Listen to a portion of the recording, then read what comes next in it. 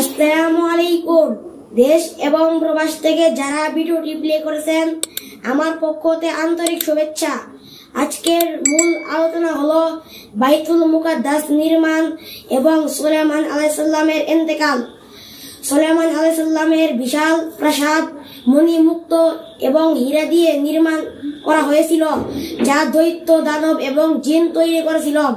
সুলাইমান আলাইহিস সালাম তিনি এক বড় সরাইখানা নির্মাণ করলেন, যেখানে প্রতিদিন অনেক লোক খানা খেত। সুলাইমান আলাইহিস সালাম তাদের জন্য রান্না করাতেন, তাতে প্রতিদিন 700 মণ লবণ খরচ হইত।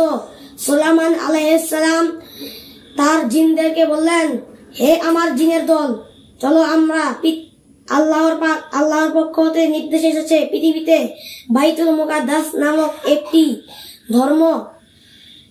ধর্ম উৎস নির্মাণ করা হবে।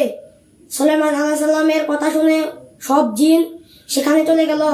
সুলাইমান আলাইহিস সালাম তার লাঠির উপর ভর করে সবাইকে কাজকর্ম দেখিয়ে দিতেন।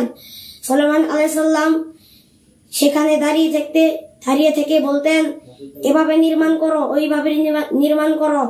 সুলাইমান আলাইহিস সালাম যখন বাইতুল মুকাদ্দাস নির্মাণ করা শেষ হলো, তখন তিনি তা পর্যবেক্ষণ করার জন্য সেখানে গমন করলেন এবং প্রথম সিঁড়িতে পা রাখতেই হযরত আজরাইল আলাইহিস সালাম তার প্রাণ হরণ করলেন এবং তিনি তার লাঠির উপর ভর দিয়েই মৃত্যু শয্যায় গমন করলেন।